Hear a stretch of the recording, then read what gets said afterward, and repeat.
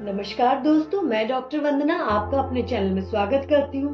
Friends, क्या आपने कभी महसूस किया है कि बॉडी के अंदर अकारणी थकान हो रही है? यानी कि हमारा जो डेली वर्क है, हमारी जो दिनचर्या है वो इतनी ज्यादा व्यस्त नहीं है, लेकिन हमको थकान दिन भर ऐसी बनी रहती है जैसे हमने बहुत सारा काम कर लिया हो। सारा दिन आंखों में नींद रहती है, सुस्ती सी बनी रहती है, हर काम में अरुचि हो जाती है। यानी कि तन भी थका हुआ है, मन भी थका हुआ है। तो फ्रेंड्स, ऐसा क्यों होने लग जाता है कि पैरों में दर्द बना रहने लग जाता है, खासकर पिंडलियां बहुत ज्यादा दर्द दे रही है ना? लगातार यॉर्निंग डेवलप होती रहती है। कुछ तो कारण होगा।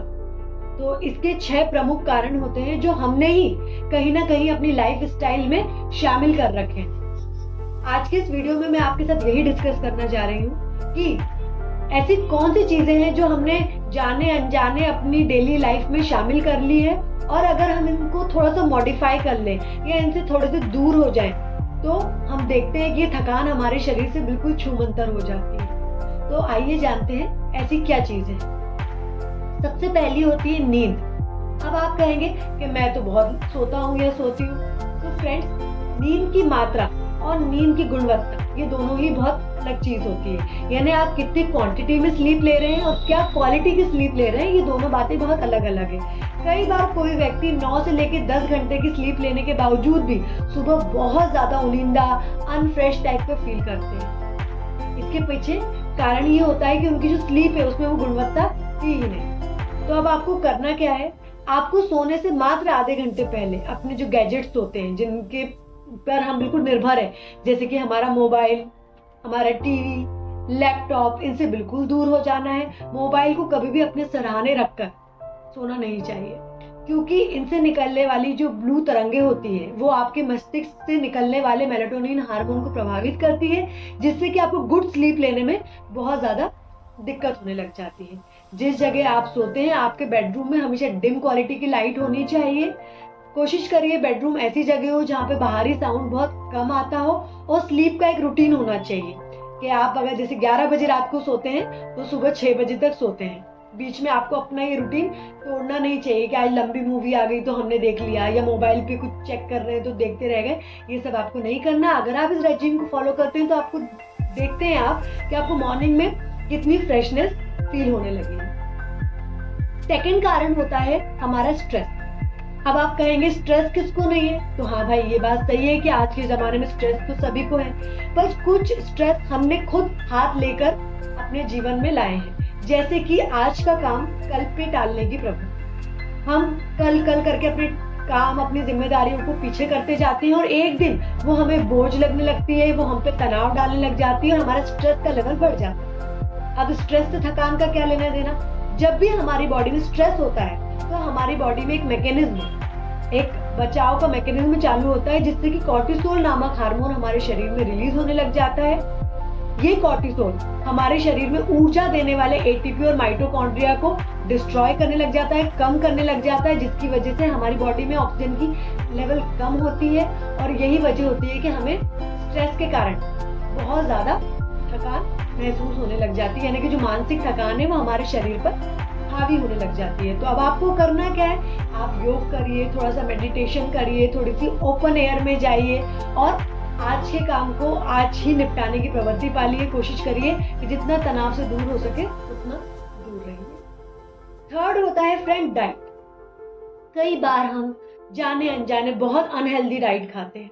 आजकल जो प्रचलन में है कि बाहर जाके हमने खाना खा लिया, या पैकेज जो फूड होता है वो अपने घर मंगा लिया, इनमें जो पाई जाने वाली कृत्रिम शक्कर होती है वो क्या करती है कि शरीर का शुगर लेवल एकदम हाई करती है और सडन ड्रॉप करती है।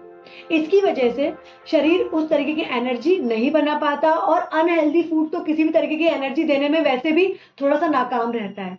इस कारण क्या होता है कि बॉडी में एक तनाव सा डेवलप होता है, इंटरनल तनाव, जिसकी वजह से वही कॉर्टिसोल हार्मोन रिलीज होता है, एंड आपकी बॉडी में एटीपी कम होने लग जाते हैं, एंड देन आपको ऑक्सीजन डेप्रिवेशन की वजह से आपको थकान लगती है। दूसरी बात, अगर आप अनहाइजीनिक फूड खा रहे हैं, अनहेल्दी फूड खा रहे हैं, बाहर का फूड खा रहे हैं, तो जाहिर सी बात है कि उनमें वो न्यूट्रिशन नहीं होगा, उनमें वो माइक्रो न्यूट्रिएंट नहीं होंगे, उनके जो प्रोटीन कार्ब है उसका जो रेशियो वो भी बिगड़ा हुआ होगा। तो कहीं ना कहीं आपके शरीर को प्रॉपर न्यूट्रिशन नहीं मिलेगा, आप अनीमिया जैसी समस्याओं से ग्रस्त होने लग जाएंगे, न्यूट्रिशन डिफिशियंसी से ग्रस्त होंगे, और ऑब्वियस सी बात है कि आपका शरीर थका थका सा महसूस करेगा। तो कोशिश करें कि अपनी डाइट को हेल्दी करें। एक 3 टाइप का जो डाइट होती है हमारी, ब्रेकफास्ट, लंच और डिनर, उसको प्रॉपर फॉलो करें। बीच बीच में नट्स हुआ, ये जो हेल्दी डाइट है उसको ऐसे क्रैश डाइट में आप लेते रहें। 4th वन होता है फ्रेंड्स फ्लूइड। पानी हमारे शरीर की बहुत बड़ी आवश्यकता है, क्योंकि हम जानते हैं कि हमारे शरीर का एक बहुत बड़ा पोर्शन पानी से ही बना हुआ है।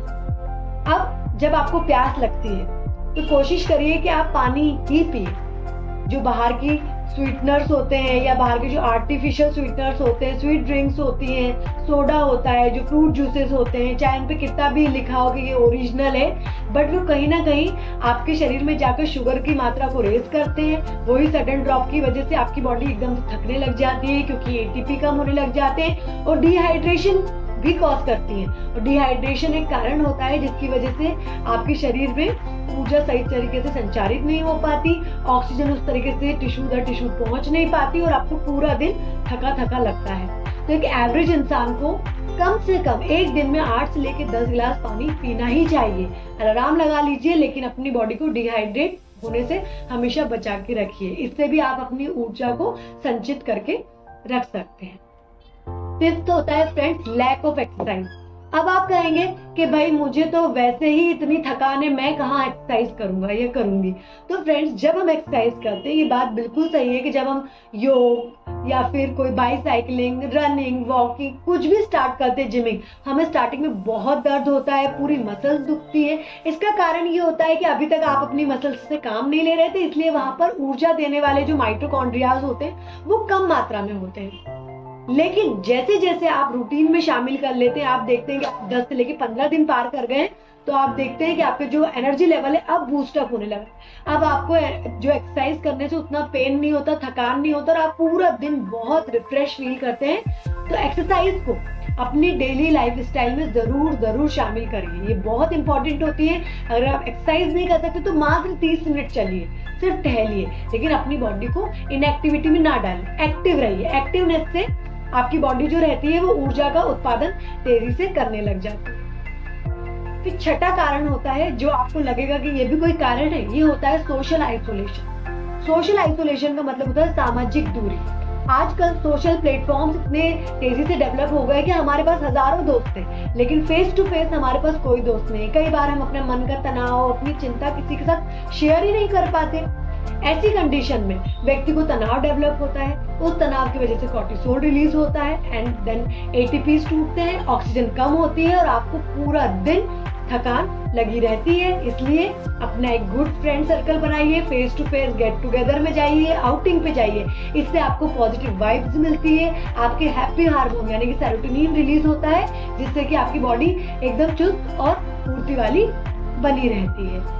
तो फ्रेंड्स, ये था मेरा आज का टॉपिक कि क्यों हमारे शरीर में इतनी थकान बनी रहती है, क्यों हमें थका थका लगा रहता है। लेकिन फ्रेंड्स, एक बात और है कि अगर सब कुछ करने के बाद, हेल्दी लाइफ स्टाइल अपनाने के बाद भी आपको लगातार थकान बनी हुई है, तो हो सकता है कि इसके पीछे कोई क्रॉनिक डिजीज हो, कोई बीमारी आपके शरीर में पनप रही हो, जैसे कि anaemia, heart related problem, lungs related problem, thyroid related problem, कोई और हार्मोन का इशू, डायबिटीज, डिफिशियंसी डिसऑर्डर, तो आप तुरंत अपने नियर बाय फिजिशियन से संपर्क जरूर करिए।